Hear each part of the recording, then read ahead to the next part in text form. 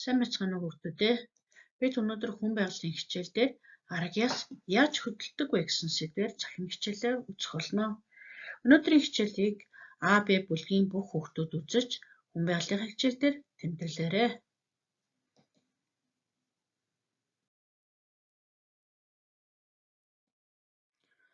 Яс нь хүний биеийн тулгуур болдог.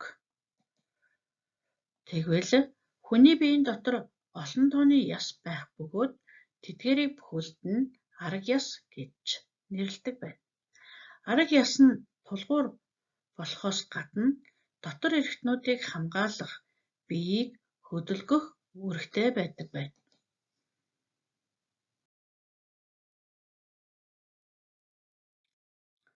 Арга ясыг дараах байдлаар ангилдаг.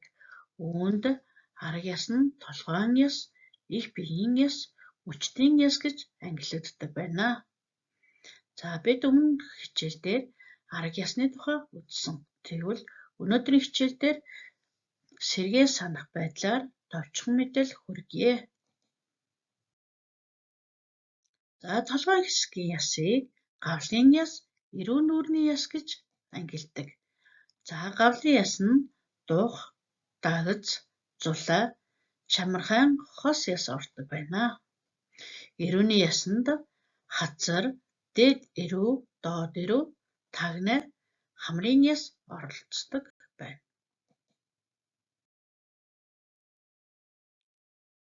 Их биений яс. За их биений ясыг сээр нурууны яс буюу цээжний хинхэрцгийн яс гэж ангилдаг.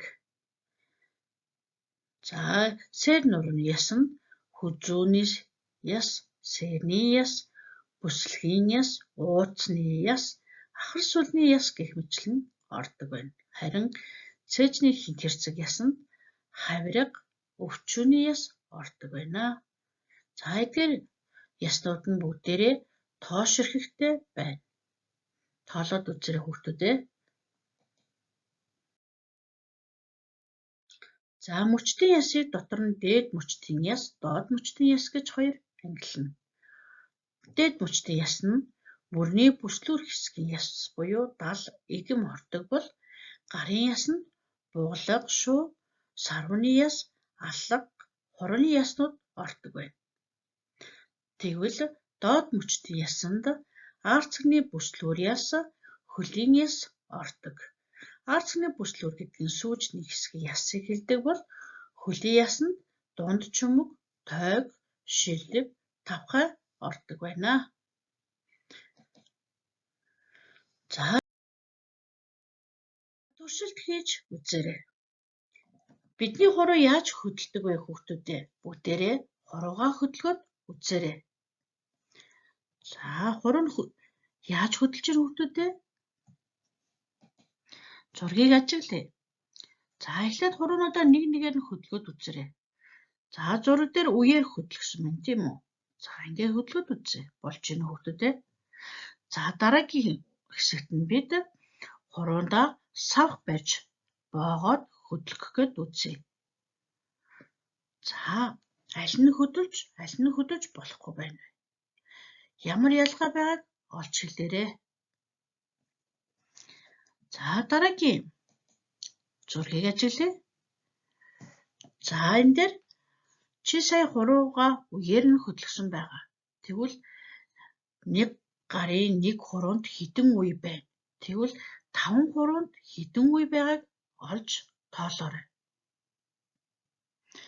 За харин дараагийн зураг нь хурууны яснуудыг зурсан байна. Энийг гүйцээ зурх нь. За тэгэхээр мэдээж хэлбэр нь ерөнхийдөө харагдаж байгаа учраас хурууныхаа үзүүр хүртэл утасгаж зурна гэсэн үг. Дэвтэртээ бүгдээрээ энэ гарынхаа зургийг, хурууны яснуудынхаа зургийг гүйцээж зураарай.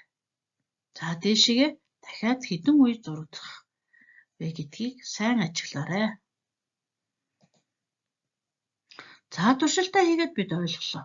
Тэгвэл цэгийн орон тохирох үгийг олж бичье. За хурууны хэсгийг үе гинэ гэж. Тэгвэл үе гэж юу вэ хүүхдүүдээ? Чи сая хөдөлгөж үзээд үе гэж юу болохыг ойлгосон байх. Тэгэхээр тодорхойлтоо бичээрэй. Дараа нь хороо нь хэдэн ширхэг хэсэг яснаас тогтсон байгааг тоолж бичээрэй. За тэгэхээр хорооны ясны нийлж байгаа хэсгийг үе гэдэг байна. Тэгвэл чиний хорон дотор байгаа яснуудын нийлж байгаа тэр дунд байгаа хэсгийг үе гэж нэрлэдэг байх нэ. За харин та нар хороо нь хэдэн хэсэг яснаас тогтож байгааг тоолж бичээрэй. За эхний туршилтаа амжилттай хэллээ. Дараагийн туршилт дасгалыг хийж үзье. Арга яс аль хэсгээр хөдөлдөг вэ хүүхдүүдээ? За тэгвэл дараах дасгалыг хийгээрэй. Бид маш олон янзын хөдөлгөөнийг хийж чаддаг. Хөдөлгөөн хийн гэдэг маань бидний үе хөдөлж байна гэсэн үг. За тэгэхээр энэ зургийг ажиглаад зурган дээр хөдөлгөөнийг дагаад хийгээрэй. За хөдөлгөөн хийж байх үед бидний бие ямар зочмоор хэрхэн хөдөлж байгааг ажиглаад гэрийнхэнтэйгээ ярилцаарай. Арга ясны үетэй хэсгүүдэд өнгийн харандаагаар тэмдэглэж хийсэн дасгал хөдөлгөөнтэйгээ тайлбарлаарай. За гэрийнхэнтэйгээ сайн ярилцаарай. Өнөөдрийн хичээлээ бүгдээрээ дүгнэж үзье. Бид өнөөдөр юуг мэдж авсан бэ? Яс нь өөрөөр хэлбэртэй байдаг байна. За хэмжээ бас өөрөөр байдаг. Тэгвэл өөр хоорондоо холбогдсон эдгээр хэсгийг үе гэх ба бид үеэрээ хөдөлдөг байх нь. За бүгдээрээ дүгнэлтээ сайн уншаад дэвтэр дээрээ бичиж тэмдэглэнэ. За жишээ нь өвдөний үе нь хөл дээр зогсох, тэнцвэрээ олох, хөдлөх тулгуур болж өгдөг байна. Өвдөний үе нь яснуудыг холбогч хос шүрмэс саран дугуй хэлбэртэй зөөлөвч мөгөөрөс үений шингэнээс тогтдог байна. Тэгэхээр өнөөдөр бидний хичээл дээр үзсний дагуу хүний биеийн арга яс нь үе хэсгээрээ хөдөлдөг байна гэж дүгнэж байна. За өнөөдрийн